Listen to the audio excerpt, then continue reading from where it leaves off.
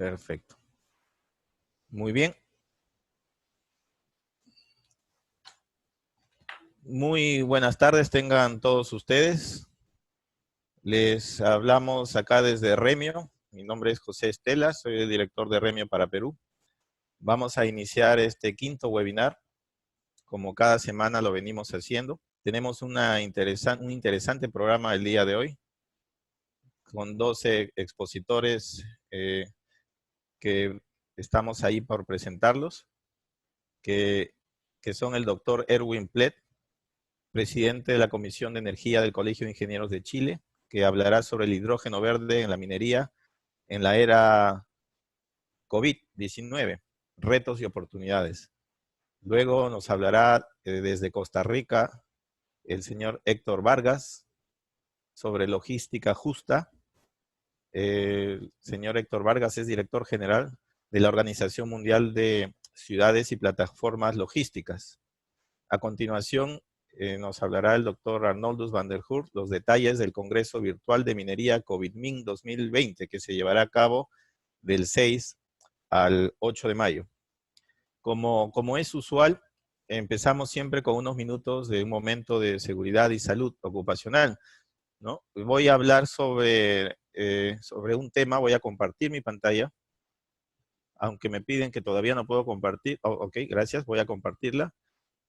Sobre un tema que es, no sé si se logra ver, sí, sobre un tema muy importante que es la seguridad y la salud en estas nuevas épocas, que es el COVID-19, que es la seguridad y salud en la minería post-cuarentena.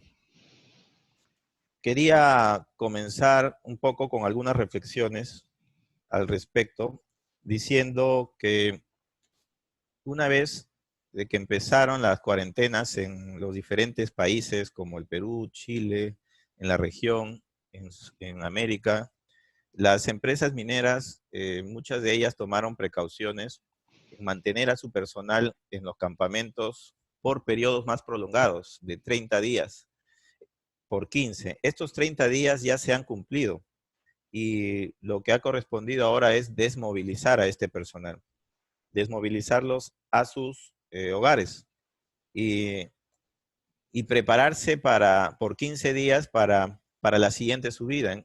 Este ha causado algunos problemas de movilización en el personal. Lo cierto es de que en estos 15 días que el personal, con ayuda del Estado, en el caso del Perú, se han abierto líneas aéreas y carreteras que estaban cerradas por las comunidades, los trabajadores ya han podido salir y está preparándose las empresas mineras para las nuevas subidas de acá a 15 días, ¿no? Ya que están en un régimen de 30 por 15. Entonces, se van a tener que rápidamente cambiar todos los protocolos de salud, de higiene en las minas y empezar a construir lo que se le llama la nueva cultura de seguridad. Y estos cambios se van a dar desde el ingreso del personal con exámenes médicos, evaluación psicológica, transporte, alimentación, descanso, esparcimiento, capacitación, entre otros. Solamente para comentar, por ejemplo, en el reingreso a las labores, el día 1, el personal va a tener que pasar por una evaluación psicolaboral de preingreso, con revisión de indicadores de estado de ánimo, de conducta, de sueño, peso, que son indicadores de depresión y ansiedad. El trabajador debe ser evaluado en los riesgos psicosociales que pudieron haberle producido temor a ser contagiado, y más aún si es que en su hogar vive con personas mayores a 60 años. Por otro lado, respecto a exámenes médicos, se van a tener que replantear los exámenes médicos y se van a orientar al rangos de edad, a preexistencias médicas. Es decir, se va a prestar especial atención a aquellos que tengan afecciones respiratorias. Por otro lado, se va a limitar el ingreso a los campamentos a personas mayores de 60 años, ya que es un segmento poblacional que está expuesto al contagio. Entonces, desde ahora los estándares de seguridad y salud ya no van a ser solamente a preservar la salud física y equilibrio emocional, sino a velar por una salud integral de cada trabajador. Por el lado de las evaluaciones psicológicas, también es fundamental que pasen por un control psicológico con un mapeo de los perfiles del trabajo. En otras palabras, revisando los riesgos psicolaborales o funcionales por el rol que desempeña cada trabajador. Se va a tener que potenciar a los supervisores, al liderazgo de equipos, ya que se va a tener que verificar o modificar ciertas conductas laborales. Por eso esto se va a emplear muchas técnicas y teorías de la ciencia psicológica, ya que la estabilidad psíquica y emocional es muy importante para prevenir accidentes de trabajo. Respecto al transporte, se van a tener que revisar los protocolos del transporte del personal con vehículos propios o contratados a terceros, yendo de mina hacia la ciudad y viceversa. Los vehículos van a tener que cumplir estrictas normas de limpieza interna como externa. Por otro lado, los trabajadores ya no podrán viajar hombro contra hombro, es decir, en una fila de 2 asientos y 4 por fila van a tener que reducirse a la mitad. Esto obliga a que hayan más viajes, a que hayan más vehículos y por supuesto esto deriva en que los turnos se prolonguen a más días para reducir tantos viajes. Y esto obliga a las empresas mineras a adecuar sus campamentos o a construir campamentos aquellos que no lo tienen. En la alimentación va a ser igual. En los comedores se va a tener que reducir el número de personas por mesas, se va a tener que guardar la distancia en las colas por alimentos, disminuir los tiempos de ingesta de alimentos a 30 o 40 minutos y descansar fuera del comedor para abrir más turnos, ¿no? En los descansos en los campamentos ya no se van a poder tener más de 2 personas por habitación, ya se van a eliminar los camarotes. Esto obliga pues a que hayan más habitaciones en los campamentos y por lo tanto, o que se disminuya el número de personal a lo estrictamente necesario. Por otro lado, se va a tener que adecuar el mobiliario a materiales como bronce, cobre o acero inoxidable para prevenir gérmenes y virus. Y por último, las habitaciones van a tener que incidirse en la limpieza no solo de baños, sino de pasillos y además instalar lavamanos no solo en las habitaciones, sino en diferentes partes de los lugares de trabajo. En el esparcimiento se va a evitar el club, por ejemplo, que era usual usar el club para distracciones del personal o gimnasio. Esto ya no podrá ser usado ahora o va a ser muy limitado. El esparcimiento se va a limitar a las habitaciones, se va a tener que reforzar o mejorar la señal de internet y de cable, y en los campamentos se instalar espacios donde pueda el personal hacer ejercicios, evitando aglomeración de personal. Y finalmente, en capacitación, antes era muy común reunir a las personas en grandes masas para dar charlas o de seguridad o capacitación. Esto ya no podrá ser posible. La capacitación se va a reducir a grupos muy pequeños y principalmente en vía remota. Una vía remota, ¿no? Ya sea en sus lugares de descanso, ¿no? Antes de subir a la mina se van a tener que capacitar en sus domicilios a través de empresas consultoras, creándose una nueva cultura del cuidado psicosocial.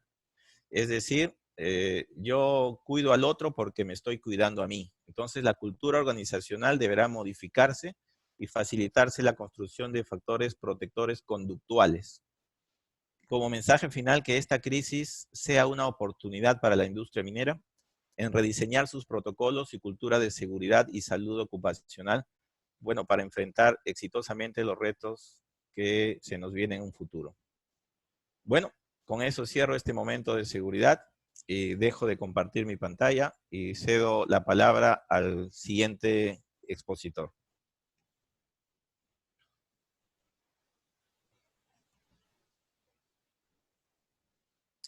Que le agradeceré pueda compartir su pantalla. Voy yo. O entra Arnoldus, Sí, perfecto. explico el congreso mejor.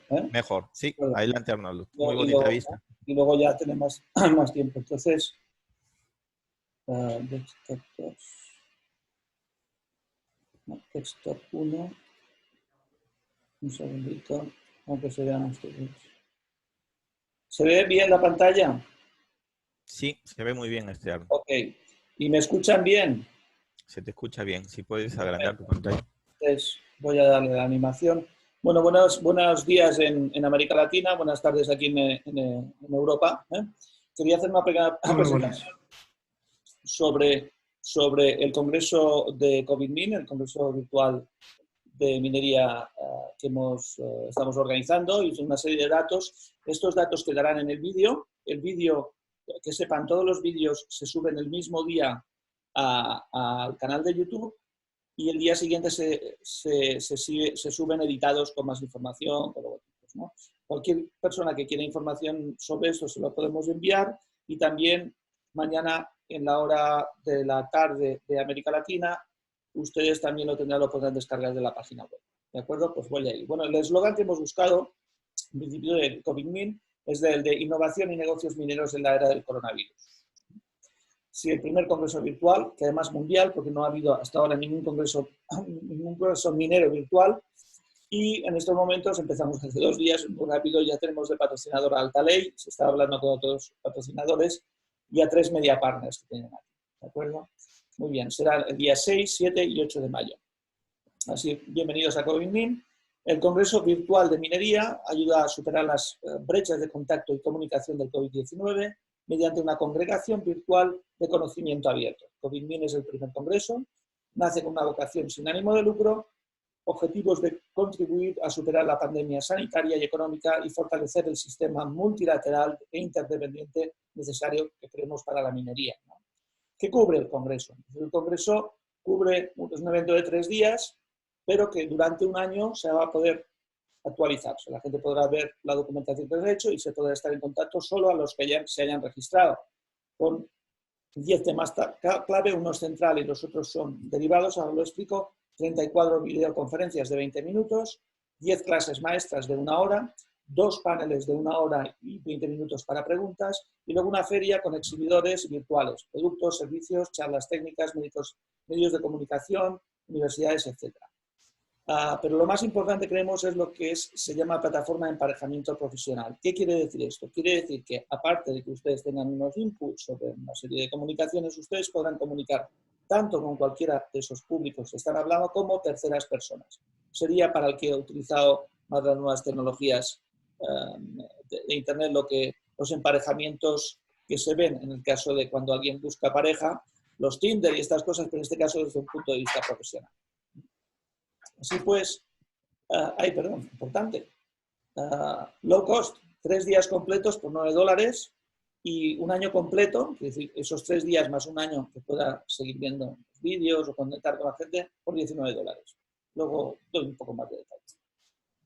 Primero quería decir una cosa que es importante, que a veces en América Latina al menos en los países hispanoparlantes no se sabe. En el caso de las energías renovables, las energías limpias en minería, América Latina es el líder del mundo. Y que creemos que por ello tenemos que tener una responsabilidad todos nosotros a ser ejemplo en ese sentido.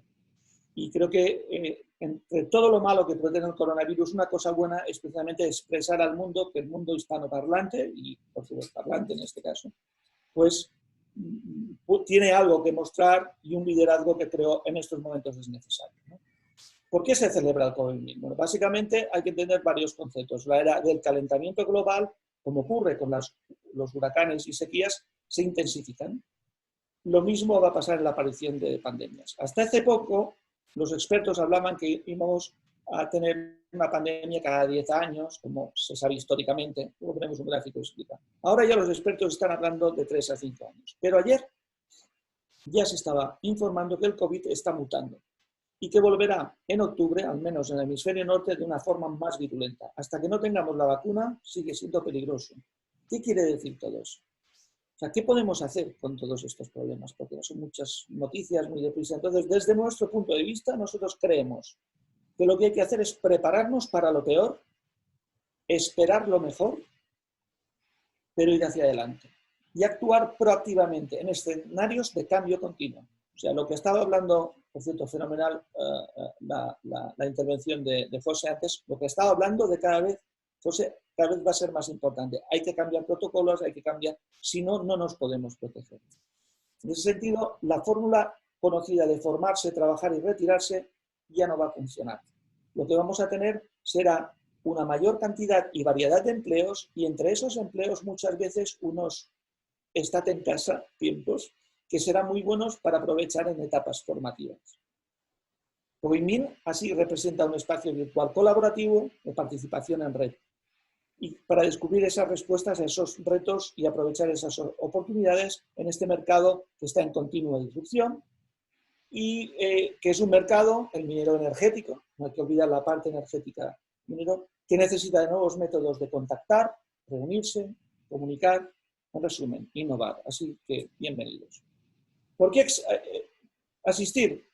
Por un tema de liderazgo en tiempos de crisis, ahora se necesita gente que haga algo, no gente que esté parada pensando o que tenga miedo en equivocarse. Todos nos equivocamos, de hecho, hay que ir probando. Segundo, con asistentes profesionales de toda nuestra región. Normalmente, y les voy a decir una cosa, hace años yo colaboro en los congresos mundiales de energías renovables en minería y siempre hemos intentado hacer uno en América Latina y no ha habido manera. Pues gracias a Internet vamos a poderlo hacer.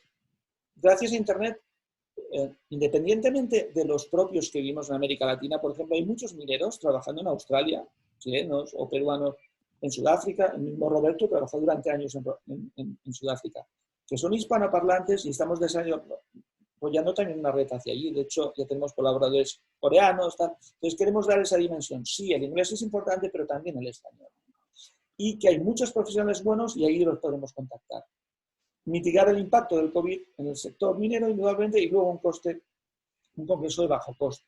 En ese sentido, el congreso es innovador para una nueva era. O sea, tenemos 3 días de eventos virtuales en línea y un mes de acceso a todo el contenido, 34 conferencias virtuales, 10 clases maestras cuando es experto, es relacional porque podemos tener ese emparejamiento tú a tú, uno a uno, sin intervención de terceros.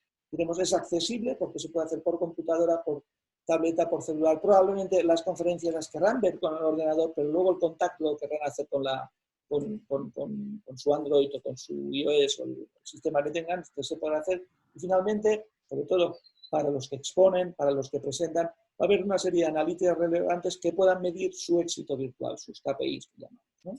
Así pues, vamos a dar un vistazo rápido a la agenda. Tengo que explicar la gran diferencia que hay entre un congreso virtual a un congreso no virtual son las franjas horarias. Y ahí hay muchísima confusión. Por ejemplo, en estos últimos meses hemos estado cambiando horarios en España, ahora creo en Chile hace un par de semanas. Entonces, lo que nos vamos a centrar primero será en las franjas horarias y hemos elegido 7, España, CST, la de Argentina, Brasil, Chile, Perú, Miami, Nueva York, México, Houston, creo que es la Brasil, luego Baja California y el Phoenix, y luego la parte de Los Ángeles, para que entonces cada uno podrá saber sus horarios, ya lo vemos en el detalle. Luego, por otra parte, las clases maestras, que van a durar 1 hora el primer día y luego al principio del segundo, hasta que no sea 1 hora, digamos, de más tráfico, digamos, en el mundo profesional.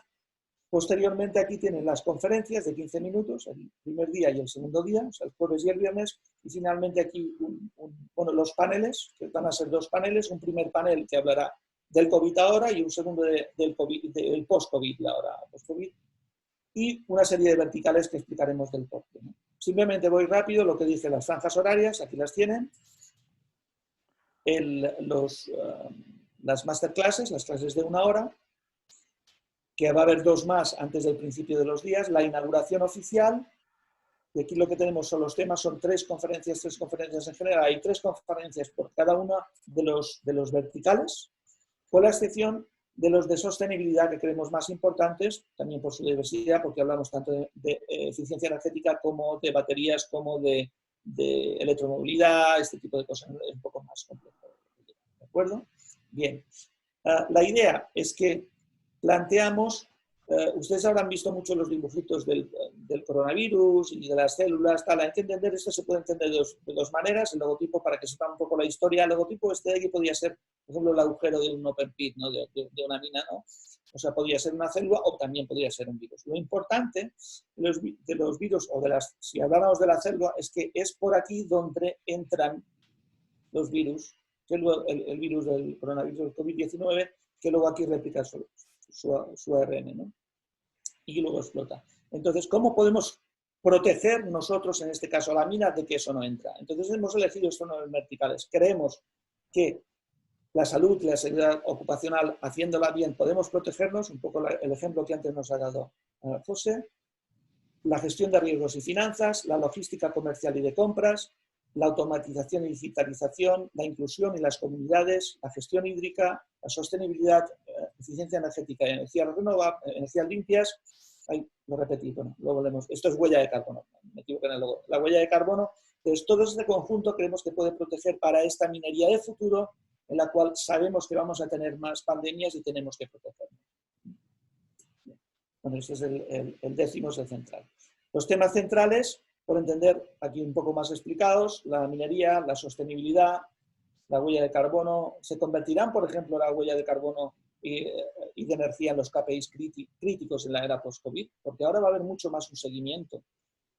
Nos siguen como personas, como ya ha empezado en China y en Corea del Sur, y parece que ya en España también nos van a seguir con el móvil. Entonces, si puedes seguir con el móvil, puedo seguir igualmente una barra, un bigote de oro, ¿no? Entonces, las huellas de carbono, agua, importante. La gestión hídrica ya es otro tipo de pandemia, el tema de los problemas del agua, ¿no? La inclusión de las comunidades, esas relaciones con las comunidades van a cambiar. ¿Qué efectos surgirán precisamente? ¿Se convertirán las minas en parcialmente hospitales de esas regiones, como estamos viendo? Están ahora las mineras comprando respiradores, tal y cual. Está adquiriendo un nuevo papel la licencia social minera, ¿no? Y otros temas centrales, como la minería al futuro, todo lo que es automatización y digitalización, como el COVID cambiará también la logística de compra, los problemas que hemos tenido ahora para conseguir en China o en otros países mascarillas. Esos problemas no pueden surgir en un futuro. Entonces, ¿cómo vamos a solventar eso en la parte minera? O sea, ¿cómo voy a conseguir yo mis productos para poder producir? O también aparecerá, como aparece, una gran oportunidad para los productores locales. Es una manera de defenderse contra ese COVID económico. Gestión de riesgos y finanzas, salud y seguridad ocupacional e indudablemente innovación. Que la innovación y cómo las políticas mineras tienen que ir hacia esas ideas, ¿no? De esas verticales, lo importante de estas conferencias es que queremos que sea homogéneo, independientemente que otras personas puedan estar dando conferencias en el mismo congreso, en lo que llamamos charlas técnicas, que explico al final. Lo importante es que intentar homogeneizar. Entonces, queremos que en cada una de estas bolitas que hemos explicado antes para protegernos, se centren en 3 preguntas clave, en términos generales, ¿no? Esas preguntas claves son: la primera, ¿cambiará el COVID las bases sobre las cuales la minería en su conjunto trata los 9 verticales actualmente? O sea, la sostenibilidad tal.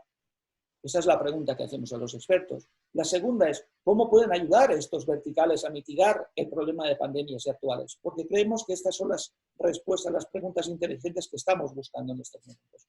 Y una tercera: ¿qué valor proporcionarán estos verticales en un mercado de minerales de la era post-COVID? Y con eso integrar un poco toda la conferencia en el problema que tenemos ahora de la minería en el COVID y de la post-COVID, independientemente de otras conferencias, como he repetido, que se pueden dar. Entonces, en ese sentido, aquí lo que se les enseño, igualmente a las franjas horarias, lo que hemos estado hablando este es el primer día de las masterclasses, y toda esa serie de preguntas que creemos que deberían ser respuestas o tratadas o discutidas o en contacto sobre eso que creemos. Indudablemente, si surgen de mejores, las pondremos, pero un poco para orientar. No hay libertad de cátedra en ese sentido, hay libertad de cátedra en otros espacios, por esto hay que centrarlo un poco, ¿no? En el miércoles le voy a sacar una serie de impresiones simplemente para ver todas las fechas, los másteres, las preguntas claves. Cuando ven estos logotipos, quiere decir que estamos hablando sobre todo los de aquí, estamos hablando de masterclass. Entonces, por ejemplo, ya el día 1, aquí esto es masterclass, pero esto ya no. Entonces, por ejemplo, salud o seguridad ocupacional. ¿Cuáles son las estadísticas actualizadas del nivel de infectados, muertos y recuperados? No sé si saben ustedes, pero ya hay un muerto minero en Vale, en Brasil, ¿no? ¿Cómo afectará a América Latina? Bueno, ese tipo de preguntas que creemos interesante tener en cuenta. El jueves, igualmente el jueves, y luego ya pasamos al viernes, otro masterclass, gestión de riesgos. Ya verán que hay más o menos 3 conferencias por cada uno de los verticales. Perdón que vaya deprisa, pero simplemente era para Big Picture, una vista cóndor, ¿no? desde el aire. Y luego entender el tema de la plataforma. O sea, tenemos una serie de presentaciones virtuales y emisión en vivo que permitirán a los asistentes disfrutar de esas presentaciones y reunirse con otros asistentes con el mismo interés durante el evento. Asistentes que verán las sesiones en su propia zona horaria, porque tendrán sus horarios y lo tendrán, las agendas estarán ajustadas a su entrada, y una experiencia moderna y minimalista. Y con el perfil, la biografía de todos los oradores, la oportunidad de preguntas y respuestas, etc. También el tema importante, el emparejamiento virtual y reuniones uno a uno. O sea, la plataforma permite esto, permite conectar uno a uno, pero se puede conectar vía chat, se puede conectar vía, como ven en la imagen de la derecha, por vídeo, ¿no? Sugiere también hora de reuniones en función de disponibilidad, si alguien está ocupado, y eso conlleva un menor estrés y una remarcable experiencia. Las reuniones virtuales son privadas y permiten compartir la pantalla con otros si se quiere. Accesible desde computadora, tableta y celular, pues están en casa, en cualquier otro lugar, depende de la interacción que quiera tener en ese momento o la disponibilidad. Y luego lo que hablamos antes, son unos paquetes de low cost. O sea, por $9 se tienen las reuniones virtuales, un acceso a 3 días de todas las clases maestras. Bueno, son 10 en total, un acceso de los 3 días a todas las presentaciones, que son 34, un acceso de 3 días a los paneles de discusión. La diferencia entre este, que llamamos de litio, a este de cobre, es que este permitirá tenerlo durante todo un año y este solo esos 3 días de congreso, si no tiene su libre elección. Ya tenemos un sponsor bastante importante que es Altalay. Iremos publicando los sponsors que están apoyando, los auspiciadores están apoyando el congreso y también hay oportunidades para ellos. Así solo por encima tenemos 3, que es el bronce, el plata, que serían propiamente lo que son expositores que están en la feria, y el oro, que son básicamente auspiciadores, que es, digamos, incluso empresas ya multi-país, ¿no? Y Media Partners, ya tenemos estos 3. Y ahora quiero solo salir un momentito de la presentación para enseñarles solo un pequeño tema, un mapa mental que tengo. Es entender que el Congreso tiene una parte que son conferencias y clases maestras y tiene una parte que es de feria. Las conferencias maestras van a tener sus auspiciadores, que son oficiales, que son gratuitos, que podemos estar hablando, por ejemplo, de asociaciones empresariales, colegios profesionales, universidades, administraciones públicas o sindicatos. Podemos hablar de auspiciadores oficiales de pago, que son empresas multinacionales, de conferenciantes, en conferencias, clases maestras y en paneles. Podemos hablar de los media partners, indudablemente un institucional es también un media partner independientemente, y luego, esto sí que lo quiero explicar para poderlo entender mejor, expositores gratuitos porque los media partners que antes hemos hablado pueden hacer otra presentación, una charla técnica o institucional, o expositores de pago, que son los precios que hayan visto, expositores de productos, de servicios, pero también de conferenciantes de charlas técnicas. Y acabo, solo queda una diapositiva. Básicamente, Remio, desde el 2016, estamos trabajando en apoyar especialmente las energías renovables en la minería y viceversa, y a superar esas brechas de innovación. Nuestra actividad como profesionales se realiza sin ánimo de lucro y los surgidos se reinvierten en las plataformas para poder se reinventen en la plataforma o en cursos gratuitos posteriores que se pueda dar a todo el tiempo. Contamos con 1.770 miembros en 5 continentes y un compromiso papel en la mitigación del calentamiento global. Aquí una información sobre contacto, especialmente para el tema de patrocinadores. Aquí tiene el correo electrónico. Simplemente acabar con esa frase de que la vulnerabilidad es la cuna de la innovación, de la creatividad del cambio. Y nada, muchísimas gracias por su atención y esperemos que estén interesados. Cualquier pregunta que tengan, pues estaremos encantados de irla respondiendo. Ya me pondré a contestar las preguntas. Pero voy a dejar de compartir la pantalla. Es así, ¿no? Perfecto. Muy bien. ¿Ya dejé, verdad? Sí, sí, ya dejaste de compartir. ¿Ya eso qué? Muchas gracias, Arnold, por tu excelente resumen de lo que va a ser el COVID-MIN 2020. Quería recordar a los participantes que sigan haciendo sus preguntas a través del chat.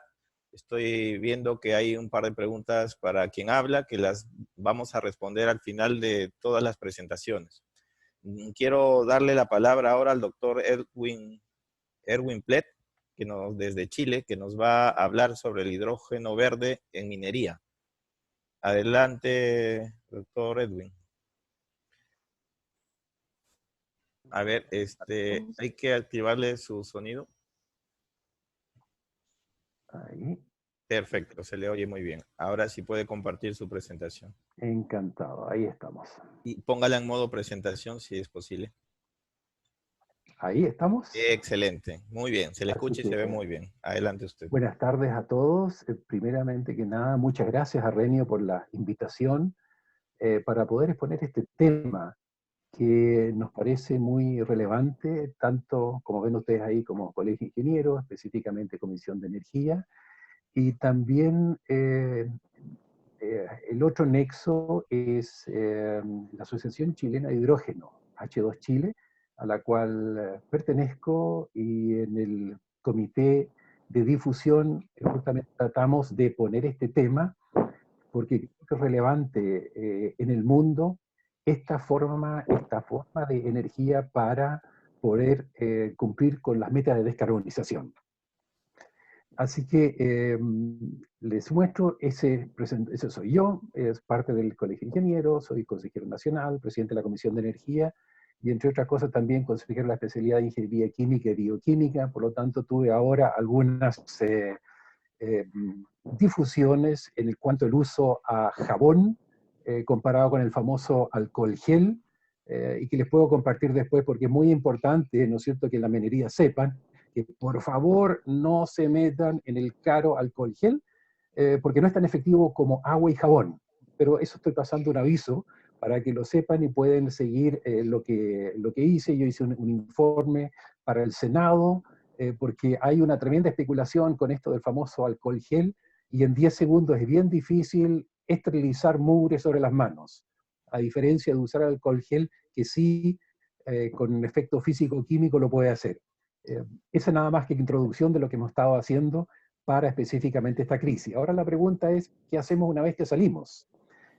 Quiero darles en el contenido estas preguntas, les voy a, en una pincelada, en 10, 15 minutos no van a salir como expertos, pero por lo menos van a tener una idea. Entonces, les quiero contar qué es lo que es el hidrógeno, y hay muchos apellidos de colores, algo simpático, hidrógeno verde, hidrógeno gris, cuánto se genera hoy en día en el mundo, ¿no es cierto?, y cuánto se va a generar y para qué.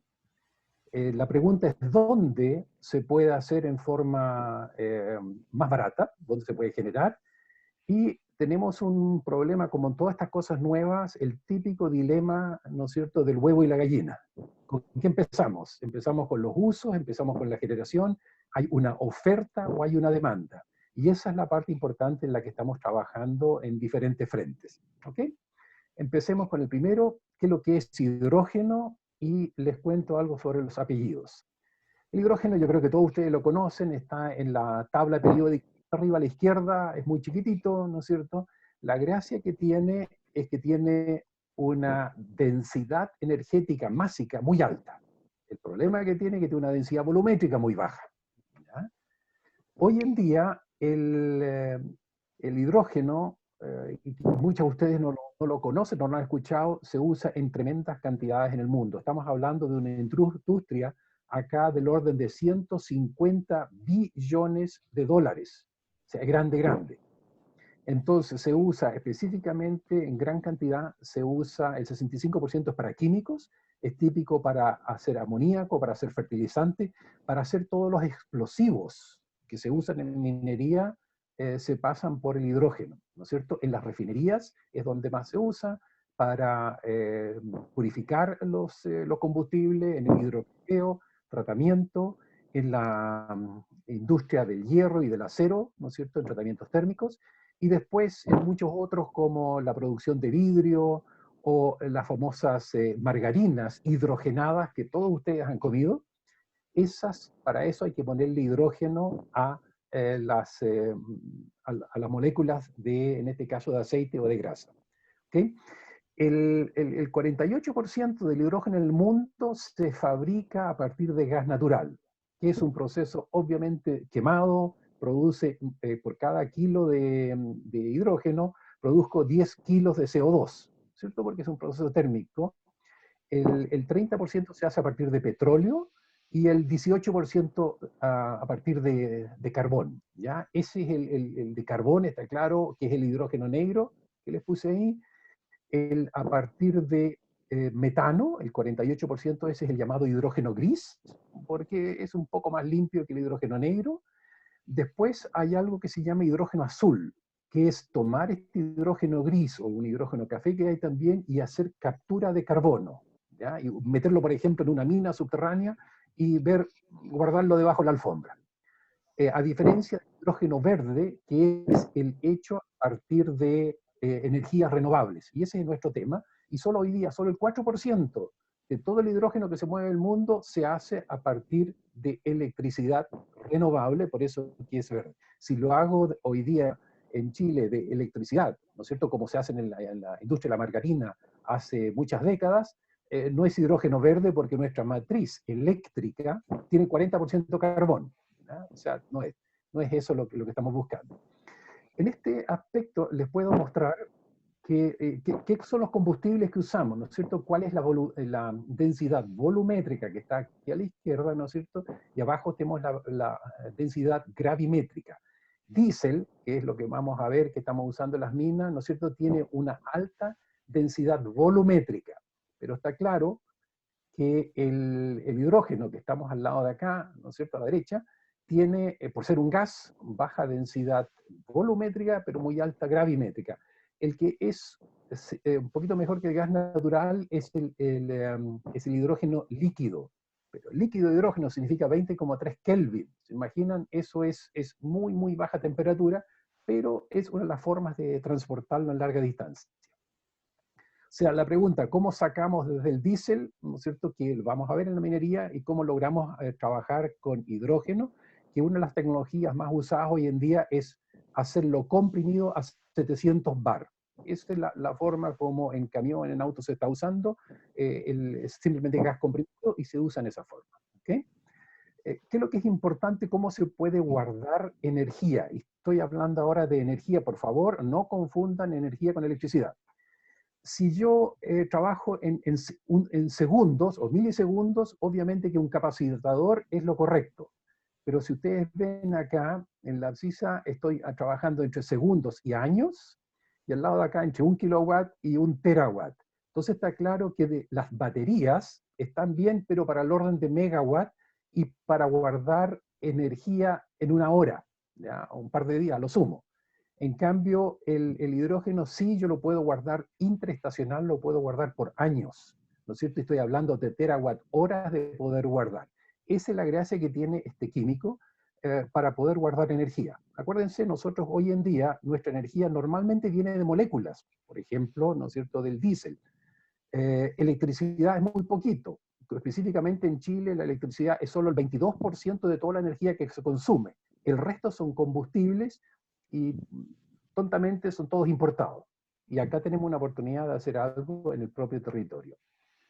Entonces, la pregunta es, ¿cuánto se genera? Bueno, hoy en día son 60 millones de toneladas, multiplicado por unos $3, estamos hablando ahí de 180 mil millones de dólares. O sea, es bastante más grande que la industria del fierro, la industria del cobre, para que tengan un orden de magnitud. Esto obviamente va a cambiar, y la idea es que uno pueda exportar energía limpia, ¿no es cierto?, a los mercados que lo necesitan. En Europa, en Japón, se ha decidido que quieren hacer más verde el uso de energía, y por lo tanto el hidrógeno va a ser uno de los vectores energéticos, ¿cierto? ¿Dónde se puede generar? ¿Qué es lo que hay que hacer? Hay que producirlo de alguna forma, hay que transportarlo, y después hay una aplicación. El transportarlo, ya dije, se puede hacer, por ejemplo, como hidrógeno líquido, lo que es bastante caro, pero también hay carriers químicos y físicos. Se está trabajando mucho en la tecnología, cómo llevo esta energía a ultramar, ¿no es cierto? En el mismo territorio es una cosa, y después vienen las aplicaciones en el punto de consumo. La Agencia Internacional de Energía, la IEA, ¿no es cierto?, hizo un mapa en el mundo donde se puede producir hidrógeno verde y a qué costos. Y eso tiene que ver con los costos de las energías renovables. Y en este caso concreto, Chile está en un hotspot, porque según lo que dice la agencia, es uno de los lugares donde se puede producir este hidrógeno verde más barato en el mundo. ¿Y eso por qué? porque tenemos mucha energía solar en el norte, que es exactamente la zona minera, y tenemos muchísima energía eólica en la Patagonia, en el sur. Por lo tanto, son hotspots en el mundo y estamos hablando de 1,6 dólares por kilo, y en los países que lo necesitan como Europa o como Japón, estamos hablando de más de 4 dólares en esta proyección, que tiene que ver la proyección, como siempre, con eficiencias, con CAPEX, ¿no es cierto? Y con qué intereses tengo que pagar. Veamos qué es lo que se puede hacer. En el caso, para que sea verde, y eso lo repito, tiene que ser energía renovable, ¿no es cierto? Que son solar, eólica, aquí tenemos una CPS, pero también tenemos nosotros acá en esta parte del continente mucha energía térmica, ¿no es cierto? Como geotérmica. Tenemos un montón de volcanes, estamos bastante cerca del magma. Así que de ahí se puede hacer. La pregunta es, ¿yo puedo hacer electricidad? Y si la puedo vender en ese momento, estoy bien, la puedo vender como electricidad. Pero hay momentos donde no lo puedo hacer. Y hoy en día, lamentablemente, eso hay que vertirlo, en el sentido que se usaba antes en la hidroeléctrica, cuando tenía, ¿no es cierto?, el estanque lleno, tenía que vertirlo. Bueno, lo mismo pasa en el caso de eólico, en el caso de que está a mediodía, ¿no es cierto?, el precio es cero, y ahí lo podría almacenar para entregarlo en otra forma. Entonces, en las primeras aplicaciones, y ahí donde se van a ser en la movilidad, que son camiones, ¿no es cierto?, y son buses de largo recorrido. Especialmente nos vamos a concentrar acá en la minería de Rajo, porque es la que más usa, y la otra que es muy sumamente interesante es la minería subterránea, por dos razones. Uno es por, ¿no es cierto?, tener menos contaminación, y eso es importantísimo en minería subterránea porque una gran parte de la electricidad me la estoy gastando hoy día en ventilación. Y si en el fondo tengo un combustible limpio, o lo hago con celdas de combustible, me evito toda esa parte que es la gran ventilación hoy día en las minas subterráneas. ¿Okay? Otra parte, la materia prima química, les quiero mostrar, son los nitratos de amonio, que son la base de todos los explosivos en la minería. Entonces, si nosotros logramos usar energías verdes, vamos a tener productos mineros verdes. Vamos a tener un cobre verde, un fierro verde, y eso, con menos huella de carbono, sí, en algún momento tiene que tener un plus. Aquí estamos entonces, ¿quién da el primer paso? ¿No es cierto? ¿Es la oferta o la demanda? Toda la parte de energías renovables, ¿no es cierto?, las puedo meter como electricidad, ¿no es cierto?, a la grilla, o lo guardo en forma de hidrógeno. Hay una forma muy bonita hoy en día de guardarlo en cavernas subterráneas. Eso es perfecto para la minería, lo puedo guardar, ¿no es cierto?, para después usarlo directamente como combustible, o capturo metano, ¿no es cierto?, y hago metano verde, o hago amonio verde, o hago petróleo verde. Todas esas cosas se pueden hacer, y para eso hay tecnologías que no son muy nuevas, ¿no es cierto?, de hacer metano, ¿no es cierto?, el proceso Sabatier, Paul Sabatier, premio Nobel de Química, ¿no es cierto?, lo que hizo fue tomar hidrógeno, capturó CO, y con eso hace metano verde, ¿ya? Eso es una forma de captar CO2. Y todas las otras cosas químicas, ¿no es cierto?, el proceso Haber-Bosch, también son dos premios Nobel químicos, lo que hicieron fue tomar hidrógeno, ahí tienen 3 hidrógenos más un nitrógeno del aire, y hicieron amoníaco, y con eso se puede hacer amoníaco, nitrato de amonio. Hoy en día hay por lo menos 2.000 millones de personas en el mundo que pueden comer gracias a estos fertilizantes verdes, ¿no? Fertilizantes artificiales, perdón, quería decir. Se pueden convertir en combustibles líquidos, por ejemplo el metanol, ¿no es cierto?, tomo hidrógeno más CO, metanol. Hay otro proceso muy interesante que se llama dimetiléter. La gracia es que este dimetiléter son 2 metanol menos un agua. Químicamente suena muy simpático. La gracia es que el dimetiléter lo puede usar directo en motores diésel. Tiene un índice eterno de 50. Es mejor que muchos de los diéseles que andan dando vueltas hoy en día como diésel, y esto sería un diésel sintético. Por ahí vamos a ir también, porque entonces no tengo que cambiar el motor, ¿ya? Vamos a la minería específicamente. ¿En qué se gasta la minería? ¿Dónde está la energía? Y ahí donde tengo yo a veces un problema, ¿no es cierto?, con avisos que salen, somos 100% renovables en la energía. Esto a propósito son fake news, porque están hablando normalmente de electricidad. Como ustedes ven acá, por ejemplo, en Chile, minería del cobre es más o menos 50% electricidad, pero hay un 50% combustibles. ¿Ah? Eso es lo que estamos usando. O sea, el tener solamente electricidad renovable nos arregla solo la mitad del problema. El resto, hoy día estamos quemando tremendas cantidades ¿de qué estamos quemando? El 89% de los combustibles son diésel. En Chile apenas el 6% es gas natural y el petróleo pesado es muy poquito, pues se usa más bien en refinerías, en refinerías. ¿Y dónde estamos gastando esos combustibles? Bueno, claramente lo estamos gastando en las minas de rajo abierto, estamos hablando de movilizar piedras. Algo en las fundiciones, algo en servicios y en la lixiviación, ¿no es cierto? Todo ese proceso es poquito lo que se usa de combustibles. No han cambiado, yo tengo las últimas datos, pero la proporción es la misma. O sea, que si queremos irnos a una minería verde, tenemos que reducir el uso de combustibles fósiles en el proceso de la minería y reducción de usos de energía, porque yo soy un fanático por la eficiencia energética, ¿no es cierto?, de ver que los procesos sean eficientes. ¿Okay? Una de las formas fáciles que hay sin tener que cambiar el motor es inyectar hidrógeno directamente en los motores diésel, y por eso que hay hoy en Chile hay dos proyectos grandes que están fomentados por la Corfo. La Corfo es la Corporación de Fomento a la Producción, que se creó a partir de una tremenda crisis que hubo en Chile el año 39, el terremoto más letal que ha habido en este país. Bueno, se formó esta corporación estatal que empezó a hacer funcionar empresas. Hoy en día la Corfo tiene un comité solar y de innovación tecnológica, y son ellos los que están apoyando dos proyectos muy interesantes. Uno es esta combustión dual, hidrógeno-diésel, o sea, es un motor diésel, pero por el respiradero le pongo también algo de hidrógeno. Eso están dando ya. Para eso hay 20 millones de dólares en este consorcio. Y el otro que le decía es usando celdas de combustible para generar electricidad a partir de hidrógeno para la minería subterránea. Eso también están dando, es un proyecto interesante porque va a permitir en todo lo que es minería subterránea reducir, o sea, reducir el consumo de combustible hoy en día y reducir la ventilación. Eso no lo olvidemos. Conclusiones nomás ahora, los menores costos de electricidad renovable por megawatt hora en Chile es gracias a la radiación solar que tenemos, ¿no es cierto?, y condiciones eólicas. Eso lo tienen muchos países de minería. ¿Ah? O sea, vamos a hablar de ese punto. La gracia está, aquí se requiere muchas inversiones, entonces si el país es estable o no, estamos con este coronavirus con problemas de la confidencialidad de las reglas claras.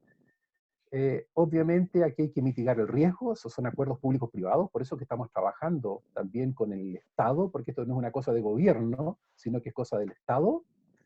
Nosotros estamos viendo de participar en este consorcio, y lo que quería ponerles es que la gracia está en que nosotros podríamos ser perfectamente autónomos en energía, ¿no?, como país, porque tenemos suficiente radiación solar, nos sobran del orden de 50 a 70 chiles, comparado con la potencia eléctrica instalada hoy día, comparado con la energía renovable que tenemos. O sea, podemos exportar mucha cantidad.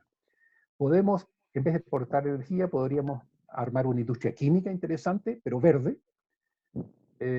Por lo tanto, estos productos pueden seguir una vez que la minería se me acaba, yo puedo seguir produciendo energía. Esta misma instalación que tengo, la puedo revertir y sacar a través de los cables, por ejemplo, energía verde. Estamos hablando acá no de un proyecto, he hablado de cientos de miles de millones de dólares anuales, y son renovables todos los años, y va a seguir esto, hasta que tengamos el sol, ¿no es cierto? Entonces la gracia es que el hidrógeno verde, ¿no es cierto?, como un vector energético, sí nos va a ayudar a arreglar nuestra matriz energética. Y ahora quiero pasar, antes de terminar, quiero pasar un aviso comercial, ¿cierto? Hay que aprovechar, ¿no es cierto? Más detalles acerca de hidrógeno, estamos haciendo una serie de seminarios, se llama Misión Cavendish. Henry Cavendish fue el que hace 240 años descubrió el hidrógeno, y lo hizo con, ¿no es cierto?, con hidrógeno verde. Él se dio cuenta que dentro del agua había una parte que se podía quemar. el flojisto, ¿no es cierto?, que se le quemaba. Bueno, este señor Cavendish nos ha inspirado para hacer esta serie de seminarios, y tenemos ahora el siguiente, ahora el 28 de abril, entre 9 y 11, nosotros tuvimos que separar en dos partes esta misión Cavendish 2, porque lo hacemos en forma de webinario, y en un seminario uno puede tener un coffee break entre medio, pero acá más que 2 horas la gente no está sentada tranquila.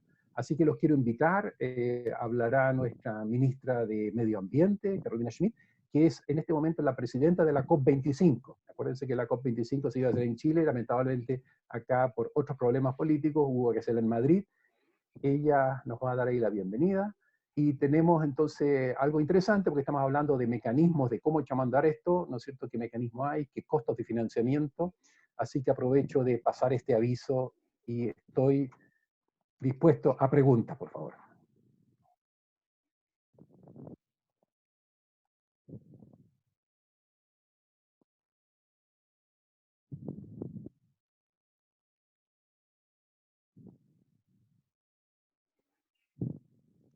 Muchas gracias, doctor Plet. Ha estado muy interesante su presentación. Hay muchas preguntas al respecto.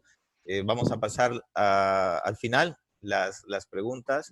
Quiero darle la palabra ahora al señor Héctor Vargas desde Costa Rica, que nos va a hablar sobre logística justa.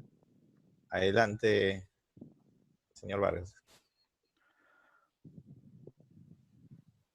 Gracias, José. Saludos a todos desde Costa Rica.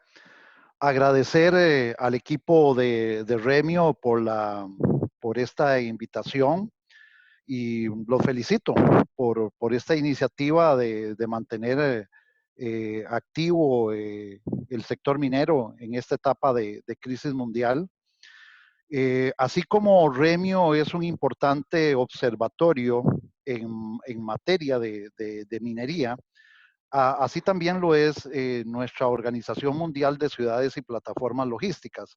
Nosotros también somos un observatorio y que casualmente venimos desde hace ya algunos años atrás trabajando, presentando ciertas directrices y ciertos mecanismos, principalmente mucho orientado a los aspectos de competitividad, a los aspectos de cómo los países y cómo las empresas deben buscar mayor competitividad a través de la logística. Eso es uno de los grandes componentes que tiene nuestra organización mundial.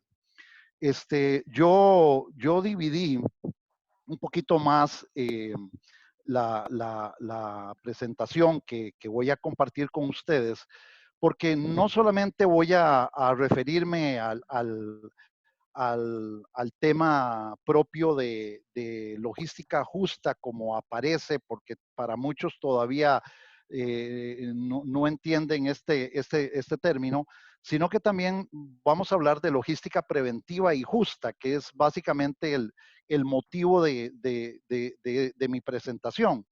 Voy a iniciar con esta frase que me gustaría nada más que la pudieran ver. Yo no tengo que mencionarla. Yo creo que lo que dice está demasiadamente claro, para irnos enfocando en algunos aspectos importantes. Y esta frase, lo que quiero es que una vez ahorita que ya la puedan ver, la guarden, porque será parte de una reflexión final que haremos después de mi presentación. Nos enfrentamos en este momento a un proceso de crisis mundial por un virus, una pandemia mundial. Y la reflexión que tenemos que hacer en este momento es que normalmente las empresas siempre están generalmente preparadas a tener interrupciones. Y eso todos lo sabemos. En ciertas épocas o por efectos de estaciones. Ahí nos encontramos fenómenos exógenos. Fenómenos de la naturaleza, accidentes, situaciones políticas, huelgas, terrorismo, y también algunos inclusive hasta factores internos dentro de nuestras organizaciones, ¿no? Normas de calidad que sucedieron en un momento dado. Pero hay algo en el fondo de esto de que me llama mucho la atención, y nos llama mucho la atención a nosotros como organización mundial, es que, por ejemplo, vemos el sector minero y nosotros estamos seguros que en el sector minero el proceso de gestión de riesgo y planes de contención es muy fuerte a nivel de empresa y eso lo vemos con muy buenos ojos.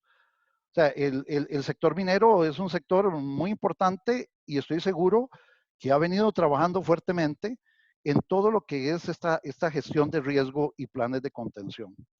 No obstante, yo estuve revisando algunos de los webinars que ustedes a través de Remio han hecho, algunos comentarios importantes, José, que hiciste sobre cómo se ha venido preparando el sector minero en Perú. Me llama mucho la atención que muchos de los comentarios que han habido en este tiempo con respecto al tema de esta pandemia, se orientan mucho al tema de la demanda, de lo que sucederá con nuestras empresas, etcétera, etcétera, etcétera, pero se ha quedado muy de paralelo el tema logístico. Y eso lo digo porque normalmente nosotros nos hemos encontrado que, si bien es cierto, una gran cantidad de empresas enfocan mucho los esfuerzos hacia la gestión de riesgos, todavía falta mucho más esfuerzos hacia la gestión de riesgos en el área de la logística. Y muchas veces pareciera que fuera el tema que ha quedado de largo, o muchas veces pareciera que es el tema de que es porque nosotros no vemos en esa parte, sino es nuestro outsourcing, y pareciera que nos quitamos muchas veces de encima el tema de la importancia que implica la logística y la logística preventiva en nuestra operación. Y vuelvo a decirles, José Estela mencionaba de que habían lugares donde no se podía pasar porque los vecinos o las comunidades cerraron la carretera por el temor a contagio. Me llamó mucho la atención eso, me llamó mucho la atención ciertos aspectos. Vamos a instalar una gran cantidad de campamentos para los trabajadores, hay que instalar más campamentos, hay que hacer más instalaciones para almacenamiento de insumos y materias primas. Y en el fondo, lo que yo reflexionaba es que podemos hacer muchos más campamentos, podemos tener mucha más almacenamiento y stock de materias primas e insumos para producir, pero si no tenemos logística para sacar esos productos o entrar más productos, no podemos hacer absolutamente nada. Por más que estemos confinados en nuestras minas produciendo, y si no tenemos los buques para salir internacionalmente y no tenemos los puertos y no tenemos toda la infraestructura estratégica, logística país para poder mover eso, pues las cargas se nos van a quedar en nuestras minas. Entonces, la reflexión que quiero hacer con esto y con esta imagen es que definitivamente la logística pareciera que ha quedado un poquito relegada de muchos de los aspectos de la gestión de riesgo de las empresas. Y esto es una llamada de atención, porque yo creo que la enseñanza que nos deja este proceso de pandemia que nadie esperaba, es que definitivamente la logística en su gestión global debe ser parte integral de la visión estratégica de la empresa y no podemos dejarla de lado en materia de que eso es un outsourcing que nos dan a nosotros de servicio, un operador logístico internacional, y yo me lavo las manos sabiendo que la logística no es solamente el hecho de que mi carga se vaya o que ingrese mi cadena de suministro a la empresa. Tenemos que entender la logística desde todos los aspectos globales que implica, inclusive los aspectos que tienen que ver con infraestructura estratégica, logística, país. Hasta en eso tendríamos que prever muchos aspectos nosotros. O sea, la visión que yo doy con esta imagen es que no se puede, la logística no puede ser excluida a pesar de que podría ser un outsourcing dentro de nuestras operaciones. O sea, la prevención en logística ha faltado mucho en muchas empresas. Y esto es una imagen de algunos aspectos que yo quiero mencionar. Generando un planteamiento de un problema, y aquí voy a entrar un poquito más ya a reflejar el tema de mi presentación sobre logística justa. Hay un asunto importante en este tema que creo que es importante que se conozca, que ustedes dentro del mundo de la minería a veces están compenetrados con la actividad de la minería, la energía, etcétera.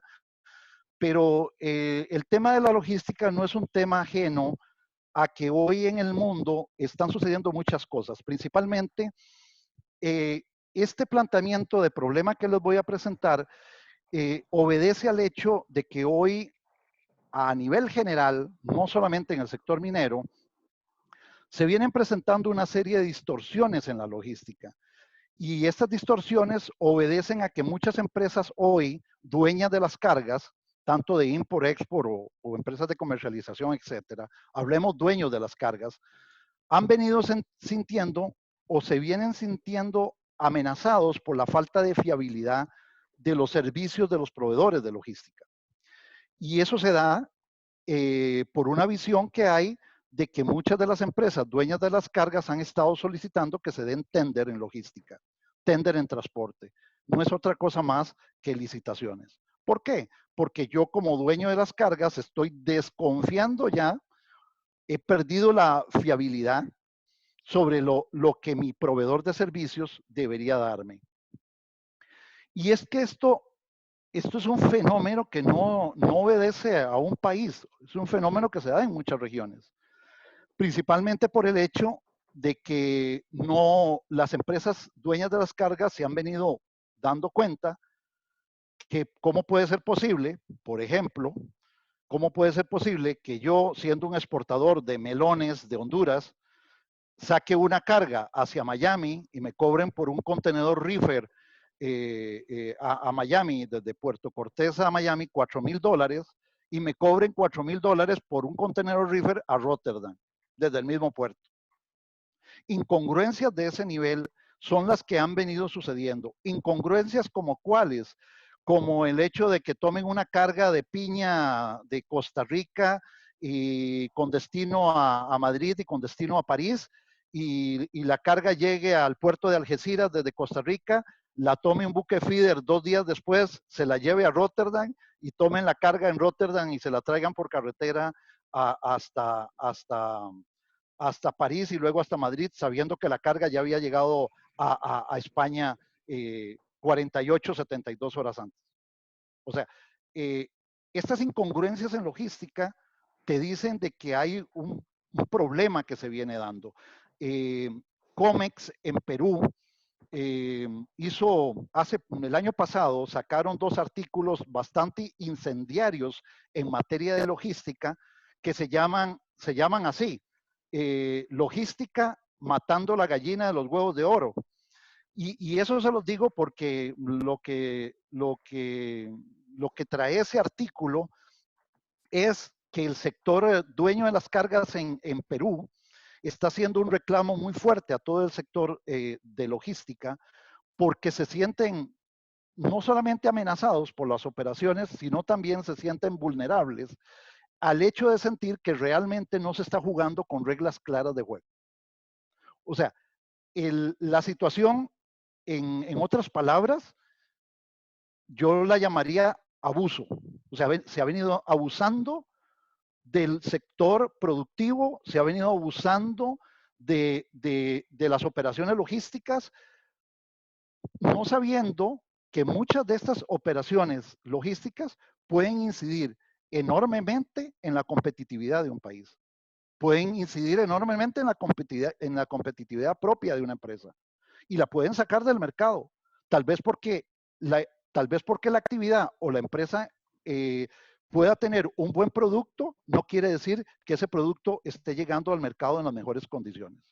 Producto de eso, la Organización Mundial ha venido trabajando fuertemente en plantear aspectos importantes en el uso más de una logística más justa, una logística que se base sobre criterios de comercio justo, de tal forma que a través de una certificación que casualmente nuestra Organización Mundial se encuentra otorgando, muchas empresas ya están entendiendo la importancia que es el estar bajo estándares internacionales para poder trabajar aspectos de una logística más equitativa, una logística más justa, y no esta logística que muchas veces tal vez pensaríamos nosotros que, bueno, es el sector minero, es el sector que tiene mucho dinero, pues por tanto es el sector que más le puedo cobrar logísticamente en mis operaciones, y muchas veces descuido esos aspectos, porque esos aspectos tienen que ver con competitividad. Muchos de estos aspectos tendrían que ver con sustentabilidad. ¿Por qué? Porque en la medida que yo logísticamente pueda reducir los tiempos de tránsito, automáticamente se me va a reducir las huellas de carbono y por consiguiente todas las emisiones de gases de efecto invernadero. Entonces, el tema de fondo aquí es que nosotros venimos trabajando fuertemente en el hecho de la importancia de un planteamiento sobre que debe existir una logística justa, una logística basada en comercio justo, en donde se tenga una relación ganar-ganar. ¿Por qué? Porque yo siendo operador logístico y no me convendría saber de que mis clientes pierdan los mercados internacionales, porque automáticamente si un cliente pierde el mercado internacional por el efecto de la logística, automáticamente esto se me va a venir a mí, porque yo soy el que doy el servicio. Y si un cliente no es competitivo y sale del mercado, automáticamente eso repercute en mí. Un ejemplo para terminar esto y continuar con mi presentación y dar algunas ideas de conclusiones.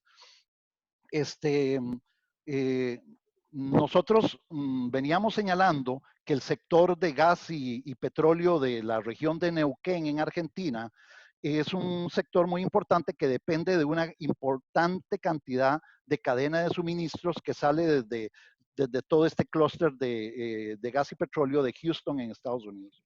Si tomamos un operador logístico en este momento y cada uno le pregunta, ¿cómo harías la logística puerta a puerta desde Houston hasta Neuquén, hasta el proyecto de Vaca Muerta en Neuquén, en Argentina? Te tomarían, te aseguro, su equipo, su computadora, entrarían a ver las rutas desde Houston hasta Buenos Aires para luego llevarse la carga desde Buenos Aires hasta Neuquén. Pero nadie te utilizó un corredor logístico de comercio. Utilizaron lo más fácil. Nadie te dijo que yo puedo sacar la carga desde Houston por ferrocarril de Kansas City Southern, traerlo al puerto de Lázaro Cárdenas en Manzanillo, en México, traérmelo hasta los puertos del sur de Chile, en la Bahía de Concepción, bajar la carga en los puertos de la Bahía de Concepción en Chile y llevármelo por carretera 570 kilómetros cruzando el paso de Pino Achado y llegar hasta la zona de Vaca Muerta en tiempo récord de 25 días, puerta a puerta, mientras que la ruta convencional se hace en 55 días. Eso no te lo dicen. Eso cuesta que un operador logístico te lo diga. Y esos son los aspectos importantes hacia donde nosotros hemos venido señalando como logística justa, el hecho de que no puede ser posible que tomemos las manos, y perdónenme la expresión, nos limpiemos las manos y decimos, mire, es que eso es contratado outsourcing y yo le dejo todo eso al operador logístico y yo no me meto en eso. Estamos en un error. Y yo creo que definitivamente los dueños de las cargas tienen que penetrar fuertemente, no solamente en la prevención de la logística, sino también en aspectos de cómo manejar las operaciones con las empresas que me están dando ese servicio, aún así siendo ese outsourcing contratado internacionalmente. Para concluir, ¿hacia dónde dirigir los esfuerzos? Erwin ahora mencionó que definitivamente no tenemos el tiempo para salir todos expertos acá en hidrógeno verde y en logística, pero entendiendo la crisis que tenemos en este momento de esta pandemia, ¿cuáles son las recomendaciones que nosotros daríamos a las empresas del sector minero? Que para nosotros creemos es muy importante. Mire, las concentramos en 3 aspectos. Lo primero es un programa riguroso de logística preventiva. Y cuando hablo riguroso es que tan riguroso es los aspectos de la gestión de riesgo que tienen las empresas, como también desarrollar un programa riguroso de logística preventiva. Ese programa riguroso va a determinar, como bien lo dice ahí, el costo logístico de la operación. Hay que determinar ese costo logístico de la operación y del sector. En este momento, yo puedo preguntarle, ¿cuál es José, cuál es el costo logístico país de Perú en materia del sector minero? Te lo aseguro que nadie le va a dar a ese número. Ni el mismo gobierno está seguro de cuál es el costo logístico país, porque hay una serie de factores que intervienen y que pueden hacer tu operación mucho más cara, mucho menos competitiva en los mercados internacionales porque no sé manejar esos factores. Y definitivamente la infraestructura logística país es primordial en esto. O sea, yo no puedo esperar específicamente de que yo solamente tenga un acceso de una carretera para entrar a mi mina. O sea, yo tengo que enfocarme con el país para decirle al gobierno cómo mejorar la infraestructura estratégica, logística, ya sea o para llevar una línea ferroviaria o para tener una carretera anexa de acceso y de salida a mi mina. O sea, yo tengo que ver muchos aspectos de infraestructura estratégica país. Un análisis profunda sobre el transporte. Definitivamente, nos tenemos que trabajar muy fuertemente en logística preventiva. Plataformas logísticas internacionales y corredores de comercio. Eso tiene que ver con el hecho de poder usar estos corredores de comercio, como les acaba de dar el ejemplo ahora, usar más corredores de comercio, usar más plataformas logísticas. ¿Para qué? Para hacer una logística más solidaria, más cooperativa.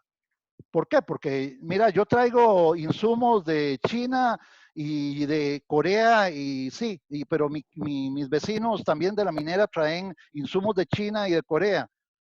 Sí, pero ustedes hacen logística cada uno por separado. Pues sí, pero ustedes sabían que podemos montar toda esa logística en una plataforma en esos países y mejorar la condición de la carga que viene al país. Podemos consolidar cargas, podemos consolidar maquinaria y equipo, podemos consolidar.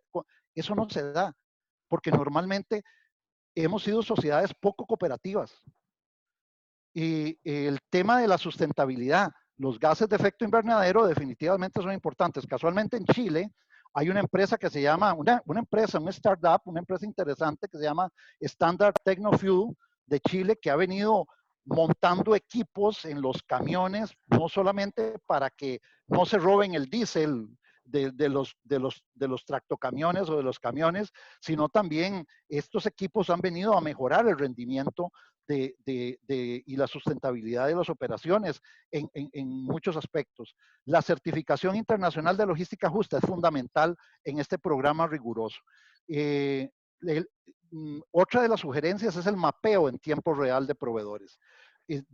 Eso no lo tenemos, porque ahora que tenemos el problema del COVID, ahora sí, mira, decía José Estela, es que no puede llegar la cal y no puede llegar el cemento, y excelente los comentarios que hizo José, porque habla también del hecho de crear clúster, la importancia de los clústeres en el abastecimiento.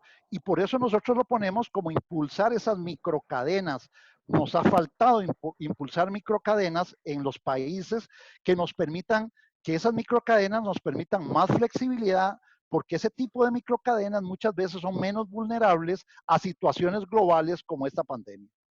Y eso es muy importante. O sea, el mapeo en tiempo real de proveedores es un handbook que no tenemos y que deberíamos irlo preparando en todos los sectores, porque nos va a permitir tener fuentes de abastecimiento, inclusive en países vecinos o de proveedores, y muchas veces no depender solamente de lo que nuestra casa matriz o de nuestra alguna proveeduría nos diga que solamente tenemos esto. Hay que tener más fuentes de abastecimiento para no parar esa cadena de suministros. Y finalmente, el marketplace de transporte. En Chile ya existe una empresa muy importante que se llama Camión Go. Y esta Camión Go es un marketplace de transportes, es un Uber en cuanto a transporte de carga. Y esto tiene que darse en los otros países. De hecho, yo sé que Camión Go ya está entrando a Perú, ya está entrando a Ecuador, está entrando a Colombia, y es una empresa que está dando muy buenos resultados en Chile, porque Camión Go está logrando obtener rendimientos importantes en la gestión del transporte. ¿Por qué? Porque ya yo, no sé, ya yo estoy pagando por un transporte que va lleno y que regresa también lleno. Estoy buscando a generar un mejoramiento en todas esas huellas de carbono, un mejoramiento en los costos logísticos, y esto hay que dirigirlo muy bien. Perdónenme porque no me quería extender más, yo ya llegué a mi final. Solamente esto es nuestra visión. Yo quisiera que ustedes vieran estos temas que le pongo aquí. ¿Qué quiero ver yo o qué quiero ver yo como operador logístico o por nuestra experiencia en materia logística? ¿Qué quisiera yo ver en la prensa mundial para el año 2025? Les doy 15 segundos para que lean lo que yo quisiera leer.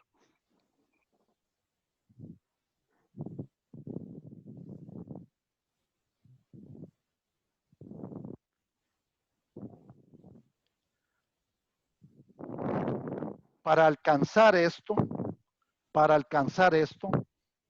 tenemos que trabajar en esto. O sea, para alcanzar lo que yo quiero ver en el 2025, tenemos que trabajar en esto. No podemos olvidar la logística preventiva y no podemos olvidar y dejar de lado la importancia que implica la logística para nuestras operaciones. Ahí les dejo mi contacto y mi teléfono y con acceso a WhatsApp y mi correo electrónico, y agradeciéndole mucho a todo el equipo de Remio por este momento de presentación. Un placer y un gusto, y lógicamente estoy atento a las preguntas, y si no es por este medio, ahí tienen mi contacto. Muchas gracias. Muchas gracias, Héctor. Excelente presentación, muy oportuna y complementaria a lo que hemos venido tocando en los anteriores 4 webinars. Siempre el tema logístico ha estado presente en nuestras charlas, en nuestras presentaciones, es muy amplio. En el Perú tenemos diferentes maneras de abordar el tema. Hay empresas que tercerizan la logística, otras no, que tienen la cadena de abastecimiento logístico integradas, como Sauder, por ejemplo, tiene su propio puerto, sus propios vehículos de transporte, inclusive hasta refinería, etc. En cambio, hay otros que optan por camiones, optan para evacuar el mineral por trenes o por mineroductos. Es decir, es muy amplio y muy interesante. Vamos a pasar ahora a la fase de preguntas. No sé si podrías dejar de compartir tu pantalla. Y vamos a comenzar con las primeras preguntas en orden de las presentaciones que hemos tenido. Empezaré respondiendo a las primeras 2 preguntas que me han dirigido muy brevemente, para pasar después a las preguntas hacia Erwin y hacia ti, Héctor. Muy bien, bueno, empezaré. Me pregunta sobre el momento de seguridad para el ingeniero Estela, dice, de Jessica Mesa. Si bien se ha visto las bondades de las energías renovables y su participación actualmente muy cerca al 100% en el CEIN, es decir, en la red eléctrica del Perú, en la situación actual, ¿el sector minero estaría interesado en invertir en proyectos renovables o, por el contrario, estarán enfocados en cómo superar este bache? Bueno, entendiendo como bache al COVID-19. Bien, el sector minero antes de la llegada del COVID viene mostrando interés en proyectos de energía renovable. Varias empresas mineras, principalmente ubicadas en el sur del Perú, donde hay bastante radiación solar. Sin embargo, a raíz de la llegada del COVID, el sector minero está siendo afectado en un 50% aproximadamente, la mayoría de empresas mineras. Lo que se espera es de que una vez de que pasemos esta cuarentena, probablemente 1 o 2 meses más, no lo sabemos, y el sector minero necesita ir recuperándose en producción, recuperándose en protocolos de seguridad, de salud, no solo para sus trabajadores, sino también para sus contratistas. Entonces, una vez que esto lo supere en algunos meses, va a volver a mostrar no solo el interés que tenía en los proyectos renovables, sino también en continuar su desarrollo. Muchos de ellos están en fase de ingeniería y lo que continuaría después serían completar los permisos para pasar a una siguiente fase, que sería ya la construcción. La segunda pregunta rápidamente es, en el caso del Perú, la evaluación médica para el ingreso del personal a la mina y las actividades que mencionó, pues Estela, ¿dependerán del criterio de cada empresa minera o deberán ser parte de algún reglamento general? Miren, siempre va a primar en minería la seguridad y la salud, ¿no? La actividad minera se rige, en el caso peruano, por un reglamento de seguridad y salud en minería, que es el Decreto Supremo 024 del año 2016. Este Decreto Supremo deberá ser actualizado, porque esto era para condiciones pre-COVID. Ahora han cambiado, ya estamos frente a otro escenario, otro mundo. Y la minería, mientras este nuevo reglamento se actualiza, la minería no va a esperarlo, la minería ya tiene que tomar sus precauciones, ¿no? Conversando con muchos colegas del sector de salud de varias empresas mineras en estas semanas, lo que he presentado en el momento de seguridad es casi un resumen del consenso que tienen en este momento las empresas mineras de lo que van a hacer. Porque para ellos la seguridad y la salud es primordial. Y eso es lo que se viene. Entonces, va a prevalecer, en primer lugar, el criterio de cada empresa minera, en los cuales casi en todas hay consenso, y segundo, hasta que se actualicen los procedimientos de seguridad y salud. Voy a pasar muy bien, entonces, a las preguntas hacia Erwin Plett, que hay varias preguntas y muy, muy interesantes sobre el hidrógeno. Quería comenzar haciendo, a ver, esta pregunta que dice, ¿es el hidrógeno ideal para los trenes mineros y camiones de mina? ¿Es competitivo para las pickups? Por ejemplo, el mercado minero australiano es muy activo en el desarrollo de hidrógeno para la minería. Esa sería la primera pregunta. Y la segunda dice, ¿está cuantificado el potencial de negocio del hidrógeno en la minería chilena? A ver si, Erwin, nos podrías responder a estas preguntas. Primero, gracias por las interesantes preguntas, porque creo que de esto uno aprende como expositor más de lo que uno cuenta. Sí, la idea es justamente el poder reemplazar combustibles fósiles importados. Nosotros somos absolutamente pobres en eso, pero tenemos un gran potencial. Ahora bien, preguntémonos cuánto se está gastando en diésel. Nosotros en Chile estamos importando a la cuantificación 8.000 millones de dólares anuales en combustibles fósiles. O sea, son divisas que salen del país para no volver nunca más. 8.000 millones de dólares.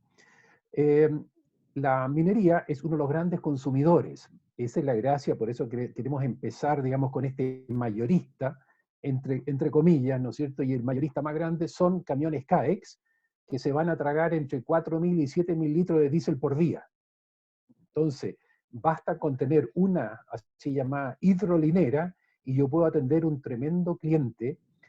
Para que lo hagan necesito tener un precio competitivo.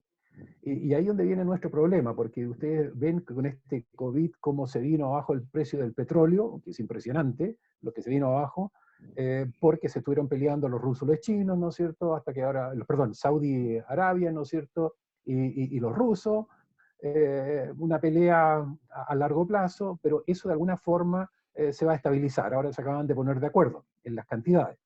Ahora bien, una parte importante son los subsidios.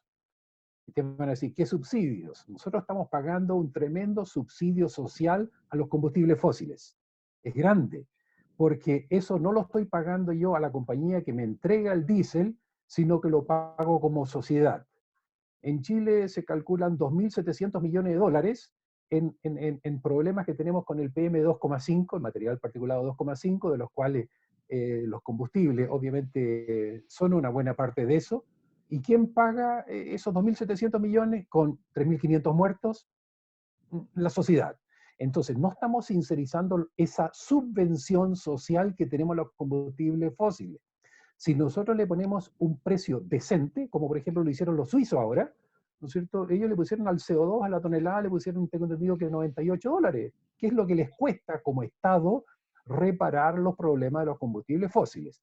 Entonces sí nos ponemos más competitivos, ¿ah? Porque entonces los combustibles verdes, ya sean sintéticos verdes o usar directamente el hidrógeno, sí se pone competitivo. Pero aunque tengamos que pelear con eso, nosotros vemos que en este país, en Chile, sí tenemos la posibilidad. Y otra cuantificación, que acabamos de sacar una publicación nosotros en una revista internacional, junto con Hans Kuhlenkamp, que es el presidente de H2 Chile, en que se compara Chile, ¿no es cierto?, como el Saudi Arabia de las energías limpias. Y les quiero dar unas cifras. Ahora, el problema que tenemos es que la energía la tenemos en miles de diferentes unidades, no sé por qué, ¿no es cierto? Los petróleos en barriles, el cobre se transa por libras, el oro en onzas, cuando tenemos un sistema internacional de medida. Ok. Saudi Arabia hoy en día exporta anualmente 2,7 mil millones de barriles, los famosos billions americanos, ¿no? 2,7 billions. Pero para ponerlos en cantidad de energía, ¿no es cierto? Esos son 16,5 etajoule, 10 a la 18, etajoule, son 16,5. Bien, si de ese petróleo yo produzco electricidad, en la regla normal es un tercio de eso, o sea, tengo 5,5 exajoule de electricidad. Bueno, Chile puede producir al año en hidrógeno verde 22 exajoule. Si lo pongo en celdas de combustible con solo el 55% de eficiencia, llego al orden de 12 exajoule. O sea, con el hidrógeno que se podría producir en Chile, puedo producir el doble de la electricidad que está produciendo anualmente Saudi Arabia. Y esto es una industria sustentable, no se me acaba. Voy a seguir todos los años produciéndola. O sea, el potencial es inmenso de grande. Entonces, si Chile puede producir electricidad verde el doble de lo que hoy día, con todas las exportaciones que hace Saudi Arabia, esto es un potencial tremendo que tenemos. Entonces, por eso que sí, se ha hecho las evaluaciones, porque el potencial está. Nosotros, la industria minera es la más grande y queremos empezar por ese lado. Muchas gracias, Edwin. Excelente, interesante. Hay varias preguntas que me van a quedar, pero tengo por el tiempo ya, voy a pasar a otras dos preguntas a Héctor, si me permites. A ver, Héctor, pregunta, ¿considera que los problemas y cuellos de botella en logística internacional que estamos experimentando en esta crisis van a resultar en menores operaciones de logística internacional y más logística local o regional en el futuro? Y segunda pregunta, ¿qué papel pueden jugar las nuevas tecnologías blockchain, inteligencia artificial, etcétera, en la minimización de disrupciones en la cadena de suministro global en caso de una nueva pandemia? Sí, gracias, José. Definitivamente este proceso que vivimos ahora nosotros no vislumbramos que se vaya a extender, aunque entendemos que a nivel de comercio internacional va a haber una importante reducción, que ya la Organización Mundial de Comercio está cifrándolo entre un 13 y un 32% en lo que va de estos meses hasta final de este año en cuanto al comercio internacional. Y esto creo que las empresas van a tener que ya que tenemos esto en boga, este momento, pues entendemos que no todo el transporte está en la mejor condición para poder suplirse, y hay una lentitud en muchos de los destinos, y hay una lentitud en las rutas por una serie de inconveniencias de puertos cerrados, etcétera, ¿no? Entonces, pero yo sí, ante el primer punto, va a depender también mucho de los sectores, porque la minería, estamos hablando de commodities a nivel mundial y esto no tiene que ver absolutamente nada con la exportación de piña o de frutilla de Chile, ¿verdad? Estamos hablando de cosas de que habrán sectores que pueden caminar mucho más rápido, algunos que sí van a tener que buscar mercados alternos más cerca. Y eso sería la pregunta. O sea, esta crisis, pues sí, va a resultar en menores operaciones logísticas a nivel internacional porque ya estamos con esto encima y entendemos que nos tomó a muchos mal parados. Por eso yo hice la referencia de la primera nota de esa frase. O sea, yo no quisiera ser ese logístico que tenía Alejandro, rey de Macedonia. Yo no quiero ser ese logístico que me pasen al paredón por no prever una serie de aspectos en la batalla que teníamos que enfrentar. Entonces, definitivamente, esta enseñanza que nos ha dado el COVID es importante. Sobre el punto 2, ¿qué papel juegan las nuevas tecnologías importantes? O sea, yo creo que todo lo que son el blockchain aplicado a la logística va a venir a mejorar una serie de aspectos en cuanto a las cadenas de suministros, en cuanto a la seguridad, en cuanto al hecho de aportar definitivamente un valor agregado a muchas de las operaciones. Igual que la inteligencia artificial que ya se estaba utilizando en muchos de los grandes centros de distribución o los grandes hubs, inclusive hasta puertos totalmente manejados directamente por robots, donde es muy poca la mano de obra del, de la interacción del ser humano con la carga, sino que ya los robots bajan directamente de las grúas a las plataformas del puerto y estivan y nada más llega el tractocamión y le ponen, o el ferrocarril y le ponen su contenedor o lo que sea. O sea, ya hay una serie de inteligencia artificial y yo lo aplaudo porque definitivamente todo este tipo de tecnología va a venir a mejorar mucho y la agilidad en los procesos del comercio internacional. Yo no dudo que para el 2021 tengamos un repunte muy importante del comercio mundial, pero definitivamente tenemos que volver a enfocarnos a la logística preventiva, tal fue mi presentación. Muchas gracias, Héctor. Creo que Javier Villena iba a preguntar, a comentar algo ya antes de... Sí, muy breve, José. ¿Se escucha bien o no? Muy bien, muy bien. Sí, vale. Muchas gracias por las presentaciones. Solamente quería complementar la pregunta que te hace en un principio, si la energía renovable va a ser el momento de poder hoy día penetrar en la minería. Con mayor intensidad como lo ha venido haciendo y más localmente.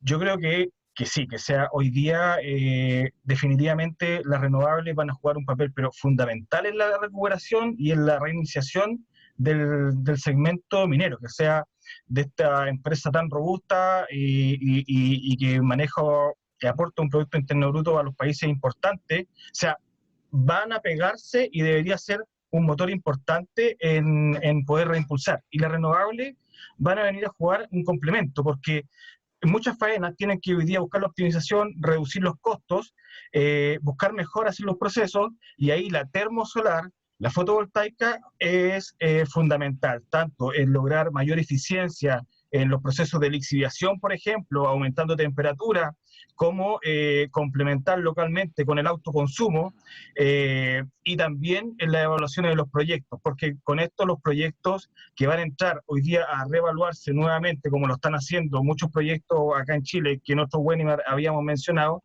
en sus análisis y en sus flujos de caja, o sea, el cierre minero podría ser con renovables y eso llevaría a que poder tener números más positivos y que podría mitigar un poco el impacto que están teniendo. Básicamente eso de complemento y nada, muchas gracias. Gracias, Javier. Efectivamente, las renovables van a seguir con mayor razón. Tal vez sea una pausa muy breve hasta que se recuperen, pero como les decía, van a continuar y es un excelente aliciente el que ahora entren con más fuerza, completamente de acuerdo. Bueno, solo queda despedirnos a todos, agradecerle a los expositores, a Edwin, a Héctor, mencionarles de que este webinar va a quedar, está grabado, va a subirse en la página web de remio.org. No se olviden también inscribirse al Congreso Virtual de Minería, al primer Congreso Virtual de Minería, al COVID-MIN. La web es covidmin.org y los invito a seguirnos como cada semana, como hoy, y simplemente nos despedimos. Muchas gracias a todos ustedes, Arnoldo, Roberto, Javier. Muchas gracias. Hasta luego entonces. Nos despedimos.